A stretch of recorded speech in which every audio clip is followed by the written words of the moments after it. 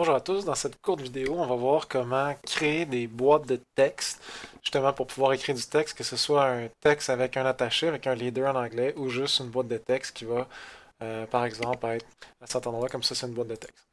Donc, avant de créer une boîte de texte, il faut s'assurer d'être actif dans la vue dans laquelle on travaille. Donc, si je veux, par exemple, créer une boîte de texte dans cette vue-là, il faut absolument que je sois actif dans la vue dans laquelle je travaille, parce que sinon la boîte de texte va appartenir à une autre vue, ou par exemple, là, elle aurait appartenu juste au calque. Et ce que ça aurait fait, ça, à ce moment-là, c'est qu'on aurait créé la boîte de texte, puis si on avait déplacé la vue, mais le texte n'aurait pas suivi. Donc, il faut vraiment faire attention à ça. Je pourrais vous montrer tantôt. Donc, comment créer des boîtes de texte? Il y a deux types. Il y a une boîte de texte normale ici, et en dessous, il y a une boîte de texte attachée. En anglais, c'est Text with Leader. Donc, on va commencer avec la boîte de texte normale. En cliquant là-dessus, Katia fait rien, mais elle attend que je clique dans l'espace. Donc, en cliquant dans l'espace, l'éditeur de texte va apparaître. Et maintenant, je vais pouvoir écrire qu'est-ce que je veux. Normalement, on écrit toujours en majuscule. Donc, je peux écrire boîte de texte. Et maintenant, je vais avoir ma boîte de texte qui va être là. Je vais la laisser là. Je peux aussi faire une boîte de texte avec leader, texte attaché. Donc, je peux cliquer là-dessus. Le premier clic va être à l'endroit où est-ce que je vais mettre ma flèche. Donc, par exemple, ici.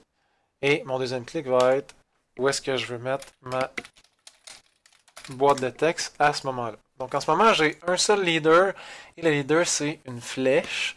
Donc la flèche va être utile si je viens pointer un côté. Donc par exemple comme ça ici. Mais si je veux pointer une surface comme ça, ben, à ce moment-là, il faudrait que j'aie un point. Donc vous remarquerez que quand je clique sur la boîte de texte, il y a un carré jaune qui apparaît. C'est lui que je me sers pour pouvoir déplacer le leader. Et ça va être aussi lui que je vais me servir, bouton droit, forme du symbole, pour pouvoir venir changer justement le symbole. Donc, un cercle plein pour une surface, une flèche pour une arête. On peut aussi, à ce moment-là, si je voulais pointer cette pièce-là et cette pièce-là, je pourrais faire bouton droit sur la boîte de texte et faire ajout d'une flèche. Donc à ce moment-là, il y a une deuxième flèche qui s'ajouterait et je pourrais pointer ici. Je pourrais aussi avoir, là en ce moment, les deux partent du même point en haut ici, mais je pourrais avoir un autre point jaune ici et partir une troisième flèche par exemple.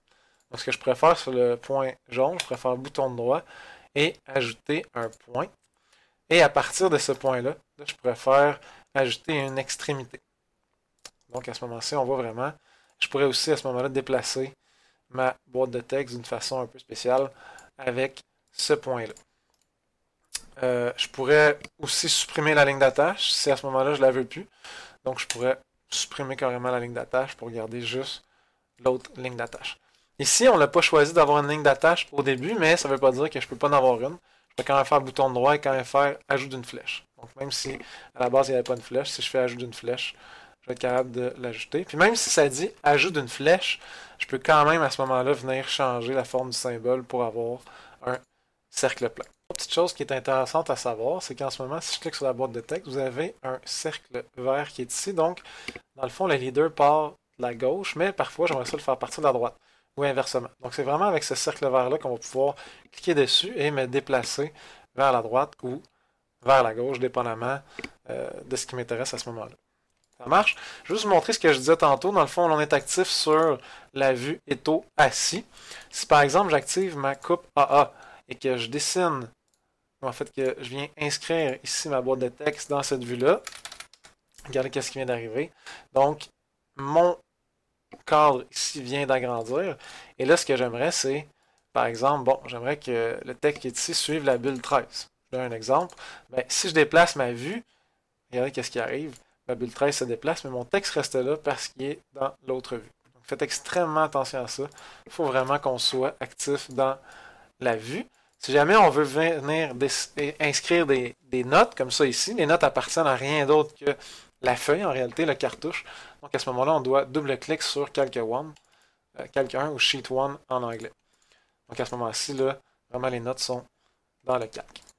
Donc voilà, ça fait le tour pour les boîtes de texte.